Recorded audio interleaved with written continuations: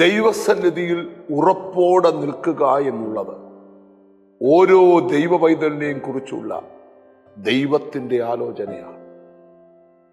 ഉൽപ്പത്തി പുസ്തകം 49-ാം അധ്യായം 24-ാമത്തെ വാക്യം, അവന്റെ വില്ല് ഉറപ്പോടെ നിന്നു, അവന്റെ ഭുജം യാക്കോബിന്റെ വല്ലഭന്റെ കയ്യാൽ ബലപ്പെട്ടു, ഇസ്രായേലിന്റെ പാറയായ ഇടയന്റെ നാമത്താൽ തന്നെ.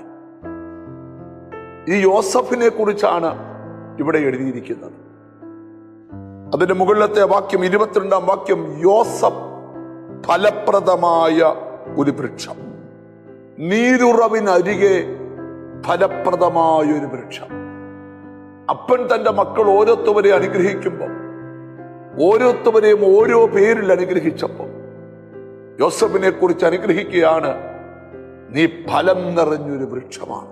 എന്നിട്ട് എഴുതിയിരിക്കുകയാണ്, അവന്റെ കൊമ്പ് മതിലുകളുടെ മുകളിലൂടെ പടരും. അവന്റെ ഉയർച്ചയെ തകർക്കുവാൻ കെട്ടിയ മതിലിന്റെ മുകളിലൂടെ യോസഫ് എന്ന വൃക്ഷം പടർന്നു കയറി. എന്താണ് ഈ വചനത്തിലെ സന്ദേശം? തടസ്സങ്ങൾ സൃഷ്ടിക്കുന്ന മതിലുകളെ കണ്ട് നീ പേടിക്കരുത്. ആ മതിലുകൾ നിന്റെ തകർച്ചയ്ക്കല്ല, നിനക്ക് പടർന്നു കയറാനുള്ള പുതിയ വഴികളാണ്. അടുത്ത വചനം ശ്രദ്ധിച്ചേ, വില്ലാളികൾ അവനെ വിഷമിപ്പിച്ചു, അവർ എയ്തു അവനോട് പൊരുതു. സ്തോത്രം. അവന്റെ വില്ല് ഉറപ്പോടെ നിന്നു. എതിരാളികളുടെ എണ്ണം വർദ്ധിച്ചതുകൊണ്ട് നീ പരാജയപ്പെടത്തില്ല. ഒരു പെനീന എതിരായി ഹന്നായിക്ക് നിന്നതുകൊണ്ടാണ് ഹന്ന നല്ല പ്രാർത്ഥനക്കാരിയായി. സ്നേഹിത, ചില എതിരികൾ നിന്നെ പരാജയപ്പെടുത്താനല്ല, നിനക്ക് വലിയ വിജയം തരാൻ വേണ്ടി.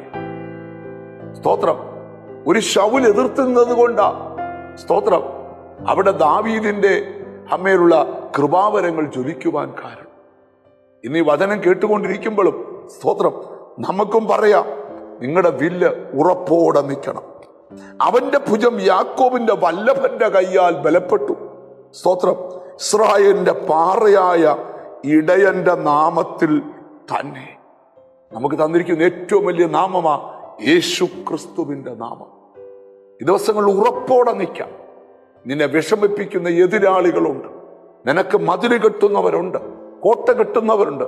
അവരുടെ മുമ്പിൽ നമുക്ക് വളർന്നു കയറാം, കണ്ണുകളെ അടയ്ക്കാം. ഞങ്ങളുടെ കർത്താവേ, സ്വർഗസ്ഥ പിതാവേ, എന്നോട് ചേർന്ന് പ്രാർത്ഥിക്കുന്ന മക്കൾക്ക് വേണ്ടി പ്രാർത്ഥിക്കുക. യോസഫിന്റെ വില്ല് ഉറപ്പോടെ നിന്നതുപോലെ നിന്റെ മക്കൾ ഉറപ്പോടെ നിൽക്കട്ടെ. എന്നോട് ചേർന്ന് പ്രാർത്ഥിക്കുന്ന മക്കളെ നിന്റെ നാമം ചൊല്ലി പിതാവിന്റെയും പുത്രന്റെയും പരിശുദ്ധാത്മാവിന്റെ നാമത്തിൽ അനുഗ്രഹിച്ച് പ്രാർത്ഥിക്കുന്നു. പ്രാർത്ഥന കേട്ടതുകൊണ്ട് നന്ദി.